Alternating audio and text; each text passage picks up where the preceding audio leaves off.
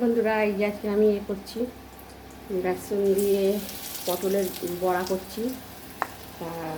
একবার করেছি গোটা গোটা পটল কেটে আর মধ্যিখানটা ফাল করে করেছি, ক্যাচ ক্যাচ ক্যাচ ক্যাচ খাওয়ার লাগবে। তো আজকের এই যে বাটার দিয়েছি, খাবার সোটা দিইনি বলে বলেনি, আজকে খাবার সোটা দিয়ে কালো জিরে দিয়েছি, একটু খাবার সোটা দিয়েছি, কাশ্মীরি লঙ্কার গুঁড়ো দিয়েছি, কারণ এমনি লঙ্কার গুঁড়ো দিয়ে ঝাল হবে বলে, দিয়ে বাটারটা ম্যারিনেট করলাম।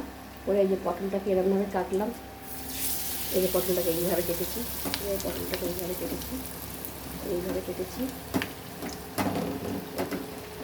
এইভাবে পটল কাটা হয়েছে। কেমন হয়েছে তোমরা একটু কমেন্ট করে জানিও। আর এই বাটারটা, এই যে বাটার বানিয়েছি, এরকমভাবে বাটারটা বানিয়ে আর এইরকম পটল থেকে তোমরা খেও, যদি ভালো লাগে কমেন্ট করে জানিও, লাইক কমেন্ট সাবস্ক্রাইব করে দিও বন্ধুরা। এই যে পটলের বড়া, এই পটলের বড়া।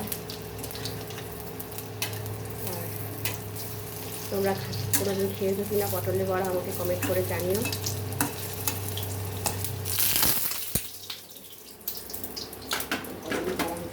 দেখো কি সুন্দর হচ্ছে, দেখো বন্ধুরা কি সুন্দর, দেখো এই কি সুন্দর ফুলেছে। খাবার সোটা দিয়েছি, খুব সুন্দর ফুলেছে দেখো বন্ধুরা। এই হয়েছে আজকে।